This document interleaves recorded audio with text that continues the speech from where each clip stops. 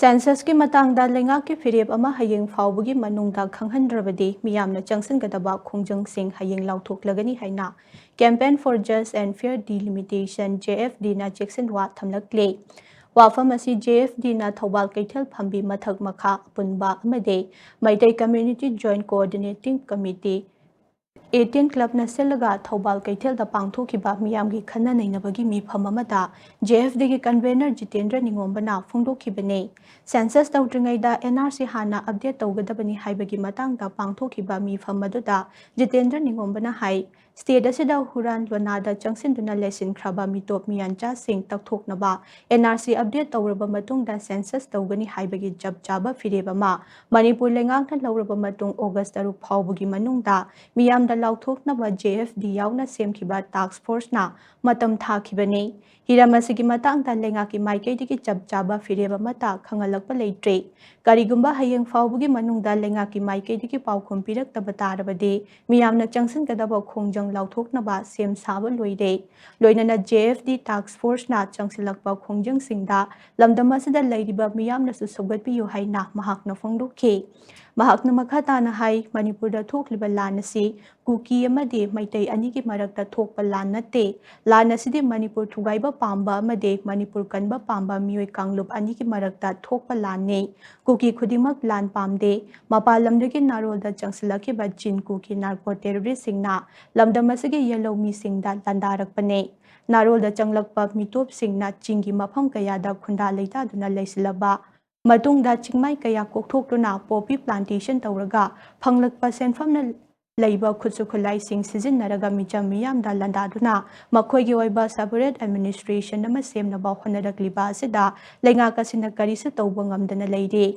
अखोइगी लेबाक अमदि तुंगी मिरोल कनबा ngamnaba मिकोक थीद्रिंगै मांगोइनना NRC हाना अपडेट तौबियो हाइबदा लेंगाकसिना याद्रिबा करिगिनो करिगुंबा मियामगी अपाम्बगी मायोक्ता लेंगाकना थबक तौरकलबदे मखल मखा कयागी खोंगजंग चंगसिलगनी हाइना महाकना मखा तानो फोंदोखि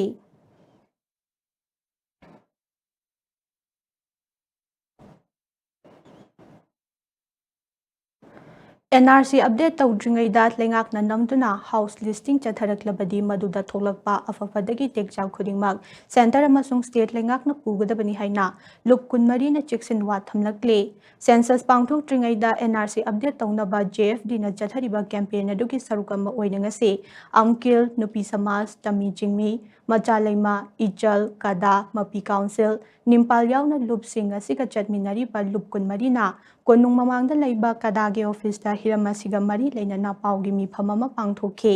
पाउगी मिफम अदुदा मपी काउंसिल के प्रेसिडेंट KC रोमियोना हाई मतम कयागी ममांगदगे हौना लमदम असिदा मिटोप मियानचा सिंगी ओइबा वाथोक लांथोक कया थेंगनदुना लाक्ले ngasi मियोय लिसिंग कया मयुम थादोक्तुना लांजेनरी अमदे चिंगतम चंगनबा यादबा फिबम अमदा लैरे ओइरिबा फिबम असिदा करिगुंबा सेंसस असि पांगथोखिबा तारबदे कुमजा लिसिंग अनि कुलुमदोय फावबदा कुकी सिंगना नमदुना खुंदाबा मफम सिंगदा खुल लिसिंग अमगा चात्रे तरानिपाल हेंगदुना मियोय लाख तरा हेन्ना हेंगलप हाइना पानरे मरम सिंह असिना लमदम असिगी येलो फुरुप सिंह कन्नबा JFD ना था असिगी तरुक फावबगी मतम पीदुना सेंसस पांगथोक्ट्रिंगै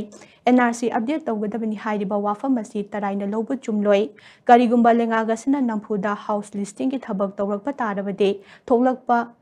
टेक्चाक पुंबा सेंटर अमदि स्टेट लेंगाकना पुगदबने हिरमसिगा मरी लेनना JFD ना चंगसिलकपा खोंगजंग खुदिमकता लुप कुनमरी नसु हनबा लेतना सरुक यागनी हाइनसु महाकना मखातानो फोंदोखे 2011 दा लाइकिबा अदुंगलबा लाख 13 गा खर लेबदुने हौजिक ओइरकदोरिबा लाख 5 गा खर हेनबसिने छि पुंचलगदी लाख 13 खर हेनबसे मितु मियानचा लेसन खरबा मतुंगदा खोगी लाना मिकोक थिबदा नत्रगा युंकोक थिबदा यॉक्शन गिबा तारगदी ngasi खोगी yellow proof सिंगसे मुतखिबा याबगी Tungi generation सिंगसे मुतखिबा याबगी अदुंबो चिंगनबा मा कोई फावरे अदुगा फावदबसु ngamatre maramdi akhoi tungda hore ba akhoi generation singche mitu myancha singi mafamda koi sinram du de koi pamde aduna ngasi lengak na amadi manipur lengak amadi india lengak animak na census tawdringa gi mamangda koi gi the campaign for just and fair delimitation na talibat demand NRC hana update tawbiu adugi matungda census tawbiu नत्रगना census हौजिक house listing तौनी हाइबसे मतम खर differ तौरगा थंबियु हाइबसे मसी यामना चेक्सिनना